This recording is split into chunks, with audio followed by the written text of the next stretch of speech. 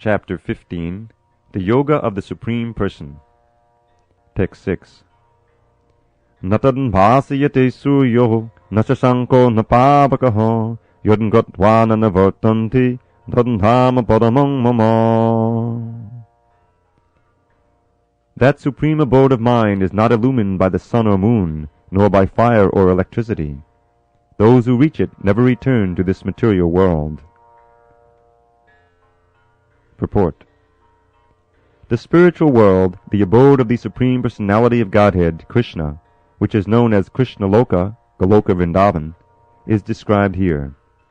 In the spiritual sky there is no need of sunshine, moonshine, fire, or electricity, because all the planets are self-luminous.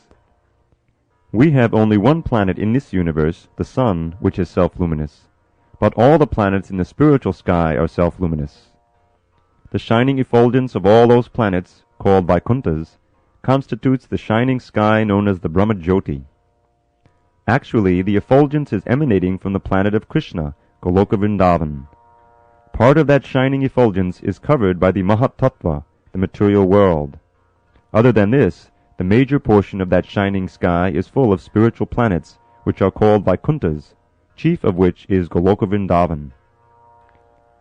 As long as a living entity is in this dark material world, he is in conditional life.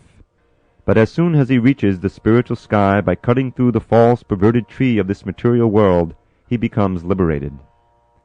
Then there is no chance of his coming back here. In his conditional life, the living entity considers himself to be the lord of this material world. But in his liberated state, he enters into the spiritual kingdom and becomes an associate of the Supreme Lord.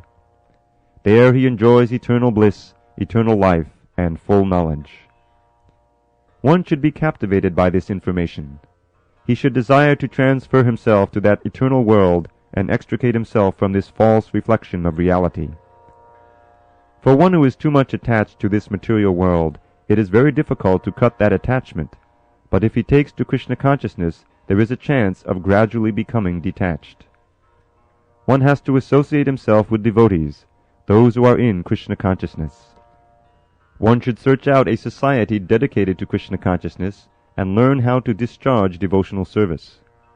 In this way he can cut off his attachment to the material world. One cannot become detached from the attraction of the material world simply by dressing himself in saffron cloth.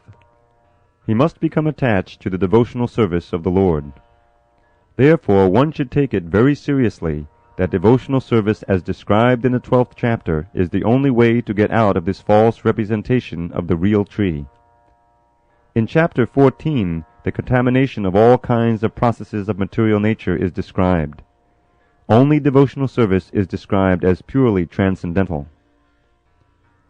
The words Padamang Mama are very important here. Actually, every nook and corner is the property of the Supreme Lord, but the spiritual world is Paramam, full of 6 opulences. The Katha Upanishad 2.2.15 also confirms that in the spiritual world there is no need of sunshine, moonshine, or stars. Na tatra suryo bhati na chandra tarakam. For the whole spiritual sky is illuminated by the internal potency of the Supreme Lord. That supreme abode can be achieved only by surrender and by no other means.